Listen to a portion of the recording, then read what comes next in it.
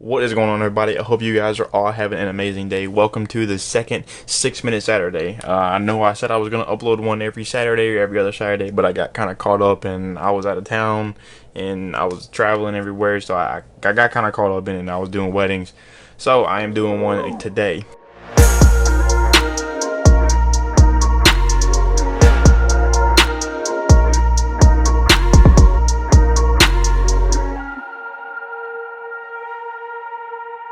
I have been really pushing Instagram stories for myself. I feel like that was one thing that I'm really lacking. I do well in photo and video side of Instagram, but Instagram stories is one thing that I lack a whole lot.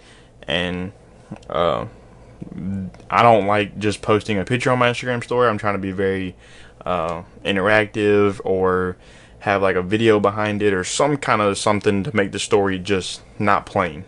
So I'm going to be showing you guys how to make this Instagram story right here. So it is interactive. If you hit the tab here on the story, it will actually pull up the thing, and then I'll go into Instagram at the end of this and I'll show you guys how to do this actual tap here thing. Most of you probably already know, so you won't have to watch it, but I'm going to show you guys anyway. So let's get right into it. Let's put 6 minutes on the clock.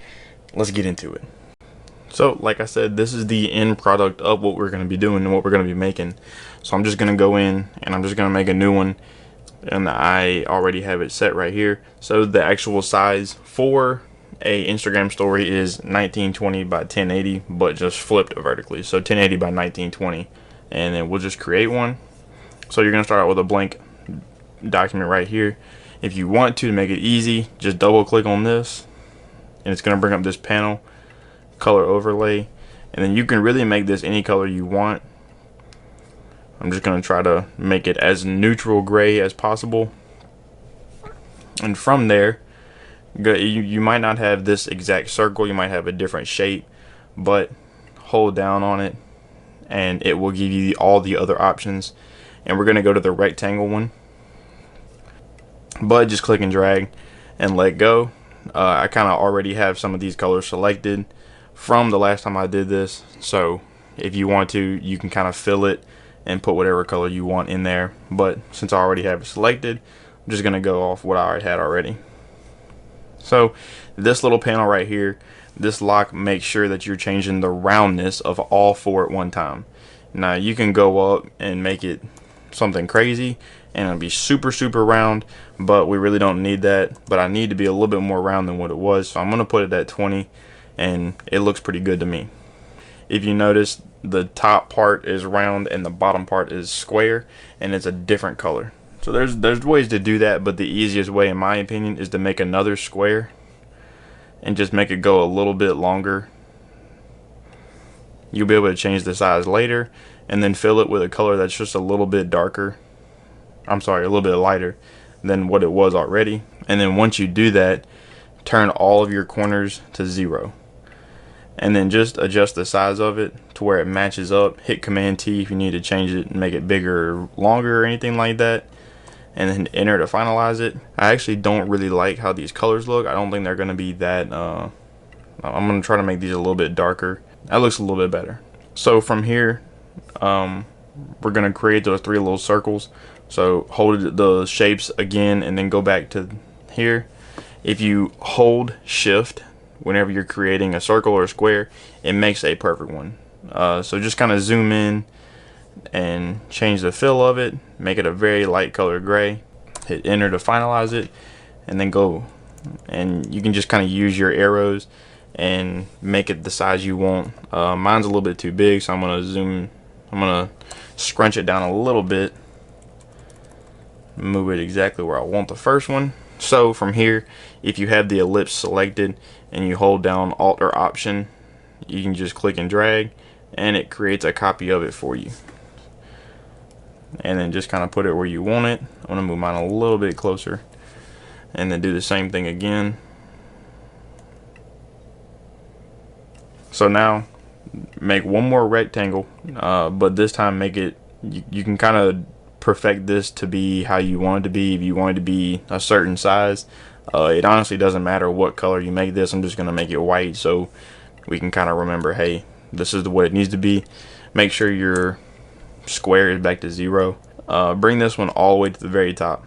Okay, so you pretty much just choose whatever image you want, click and drag it and put it in here. It will put it as the top. You kind of just size it to match up with the little white square for right now. And just make sure that it's covering all of the white square. Make sure it's at the very top. The next thing right underneath should be the white rectangle that we had. So if you right click on the image that we just imported and scroll down, and it should say create a clipping mask. And from then, now everything that was that white rectangle that we made is now part of this picture. So I can move the picture around, but if I move it to where it's going to be outside of the white rectangle, you'll be able to see the white rectangle again. But if I also decide to change the shape of the rectangle, it changes the shape of the picture as well. So from here, really, if you want to, you're done. But if you want to add just a little bit more, I'm going to show you guys how to do that as well. So with nothing selected, hit T, and you can use any font you want. I have a font that I use pretty much for everything, and I'm going to type new post about 4 or 5 times. You don't necessarily have to do it to where you type it a bunch of times, but in my opinion, just makes it a little bit easier, just because of the way that we're about to do it. You can make them, angle them, leave them straight, make them bigger, smaller, whatever you want to do. I'm going to kind of blow mine out the water. I'm holding shift while I go down, so that way it keeps the same, it's not just stretching it up or down or left and right, it's keeping that same thing. And yes, it's going to be on the top of it, but it's not really going to matter. So if you have it selected, and again, the same thing we did with the circles, if you hold Alt or Option and you go up and just kind of move it around so it looks different every time. And you can spend as much time as you want doing this. I'm just going to speed this process up. Okay, so once this is all done, the best thing to do is, if you make sure the top one is selected and then scroll all the way down to where, I'll make this a little bit bigger, scroll all the way down to where the very first one is, and then hit Command G, and then right click on it and convert to smart object. That way we know it. We can't really change it this way, so this is kind of the permanent way, but it's just a story. And take that layer and put it all the way the second to last thing. We don't want it to be completely behind it, but we don't want it to be in front of it. So I'm gonna make my words white, so I'm gonna right click again, I'm gonna double click, I'm sorry, and then color overlay. So technically right now it's selected the same thing, and just make it white. Yes, it is kind of overkill right now, but we're gonna take the opacity and then click like really small amount of a number, so it just very faintly, but it gets people's attention. So again, from here you would technically be done, but I'm just gonna add one other thing to make it more interactive for somebody else to want to click on my Instagram story. So I'm gonna type one more time, new post. And again, if you're working on the bottom, this might happen. Just make sure that whatever you're typing is on the very top.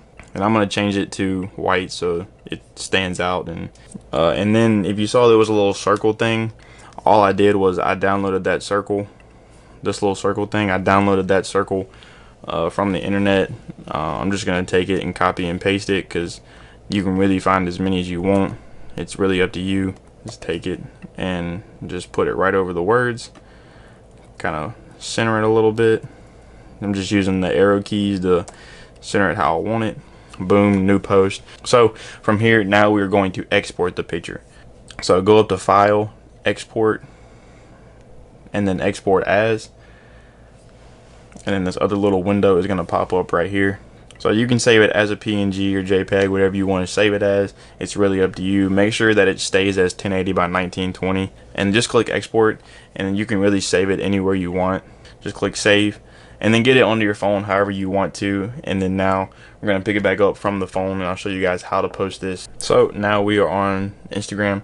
From here, all you have to do is just select any photo that you have already posted. So just click the share button and hit add post to your. So from here, just kind of size this down a little bit, and remember where we put that little new post thing is about right here. It doesn't really matter where the exact thing is, but go up to the sticker, the little face right here, scroll down, and in the middle there's this little picture right here, and from this you can select anything from your camera roll.